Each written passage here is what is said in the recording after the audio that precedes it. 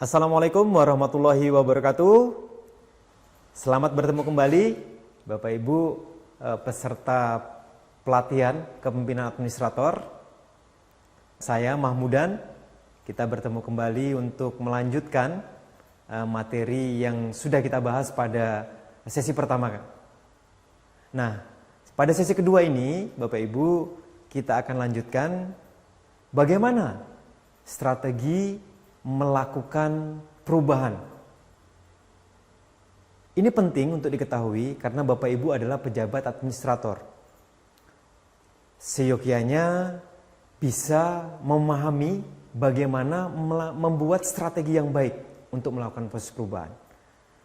Banyak definisi, banyak pendapat yang disebutkan oleh pakar ya, seperti yang ditampilkan pada slide ini. Yang pertama itu ada yang dinamakan dengan Levin's Three Step Model. Ya, ini sangat terkenal apa yang disampaikan oleh Kurt Lewin ini ya. Ada 3 cara. Yang pertama adalah unfreezing. Ya. Yang kedua adalah change. Yang ketiga adalah rephrasing. Ya. Unfreezing itu adalah Bapak Ibu diibaratkan ya. Bagaimana proses perubahan itu ada friksi-friksi yang terjadi, ya. Ada proses-proses yang mengharuskan kita mereduksi dari beberapa hal yang terjadi karena terjadinya proses penolakan-penolakan atau resistensi tadi. Jadi ada unfreezing. Nah, yang kedua setelah mengetahui ya, kejadian-kejadian, friksi-friksi yang terjadi, kita lakukan change atau perubahan. Bagaimana caranya? Pertama adalah Bapak Ibu melakukan penciptaan atau memulai model perilaku-perilaku, menciptakan perilaku-perilaku baru sesuai dengan kebutuhan dalam rangka menghadapi friksi-friksi tadi. Nah, kenapa harus perilaku baru? Karena orang yang tidak mau berubah itu paling pertama kali dilakukan mereka masih mempertahankan perilaku-perilaku budaya-budaya kerja yang terdahulu. Nah, harus diciptakan budaya-budaya kerja yang baru. Yang kedua, dibuat budaya-budaya yang saling mendukung ya terhadap proses-proses perubahan ini. Itu yang dinamakan dengan change. Nah, yang terakhir atau yang ketiga itu adalah rephrasing. Bagaimana mengembangkan sebuah metode ya agar perubahan itu berlangsung secara stick ya atau smooth ya. Bagaimana menciptakan dukungan-dukungan. Nah, ini penting apa yang disampaikan oleh Kurt Lewin ini. Oke, Bapak Ibu sekalian, selain itu ya, kita di dalam melakukan proses perubahan itu ada yang kita kenal dengan menciptakan inovasi baru atau membuat inovasi baru. Maka pendapat Rogers ya itu menyatakan ada 4 tahap di dalam kita melakukan sebuah difusi inovasi. Ini sangat terkenal teori difusi inovasi ini ya. Yang pertama adalah bagaimana mendefinisikan inovasi ya. Kemudian yang kedua adalah mengkomunikasikan inovasi. Kemudian yang ketiga mengatur waktu difusi inovasi dan yang keempat memperluas difusi inovasi. Kita bisa lihat kurva difusi inovasi yang dikemukakan oleh Rogers ini ya. Dari tahapan 1, tahapan 2 sampai tahapan 3 dan 4 ya. Kita bisa lihat di slide tersebut. Kemudian ini juga penting dikemukakan oleh Lembaga Administrasi Negara bagaimana strategi meningkatkan inovasi dalam pelayanan publik. Ada 6 tahapan yang dikenal dengan 6D ya. Yang pertama itu adalah drum up. Ya. Yang kedua adalah diagnose.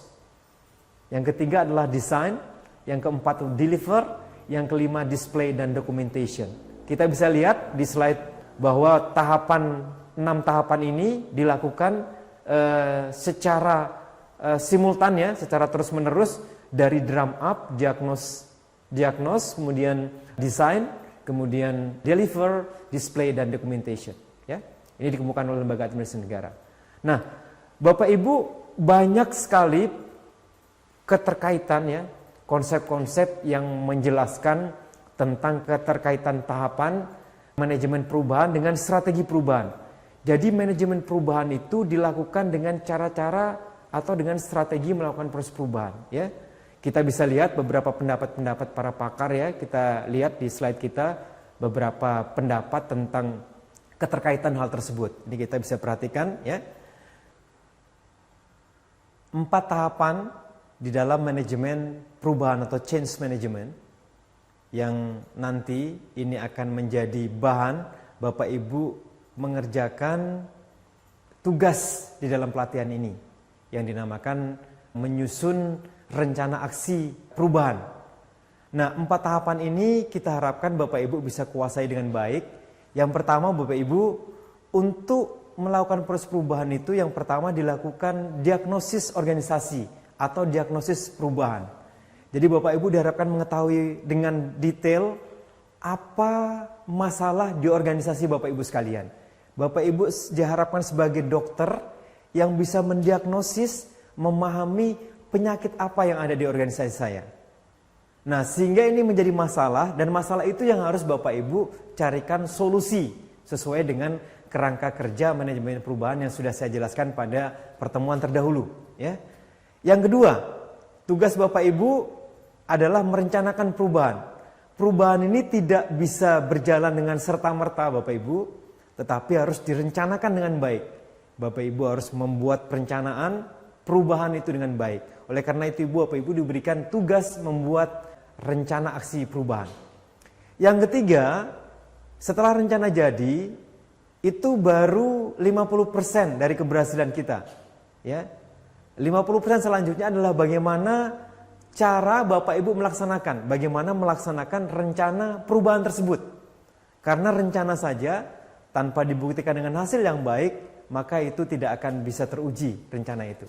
Maka bagaimana melaksanakan rencana perubahan dengan baik.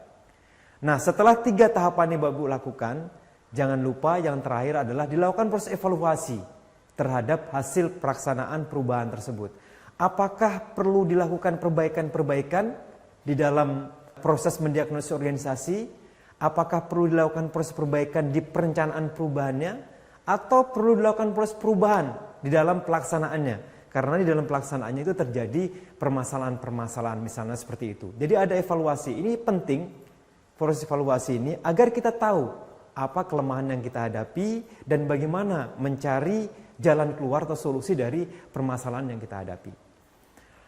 Bapak Ibu sekalian, dalam mendiagnosis organisasi ya, ada 3 poin penting yang dikenal dengan teori input ya, proses dan output ya.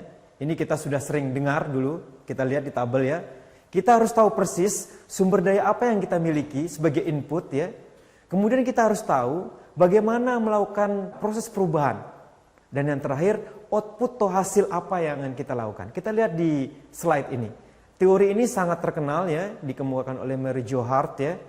Ini bagaimana mendiagnosis permasalahan di organisasi, dilihat dari sisi inputnya apakah ada permasalahan, dilihat dari prosesnya apakah ada permasalahan, dan dilihat dari output apakah ada permasalahan. Sehingga kita tahu persis masalah apa yang kita hadapi dalam sebuah organisasi. Nah, yang kemudian Bapak Ibu, setelah kita mengetahui, kita lihat ya, teori ini kita bisa lihat secara detail. Input itu ada sumber daya manusia, ada struktur, ada budaya organisasi, ada anggaran, dan lain sebagainya. Dalam tahapan proses ada kepemimpinan. Nah, di sini Bapak Ibu berperan selaku pemimpin administrator, selaku pejabat administrator yang memimpin di level administrasi atau di level administrator. Bapak Ibu, bagaimana gaya kepemimpinan Bapak Ibu, kemudian manajemen apa yang Bapak Ibu terapkan, serta bagaimana membangun jejaring kerja. Ini adalah bagian dari proses. Nah, yang terakhir, ini yang penting Bapak Ibu harus dipahami. Bagaimanapun baiknya input, proses, tapi output, misalnya kita lihat di slide ini, bagaimana pelayanan prima itu dilakukan dengan baik.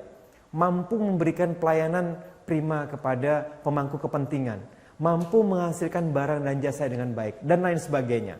Ini adalah konsep atau teori yang sangat terkenal ditemukan oleh Mary Jo Hart, ya.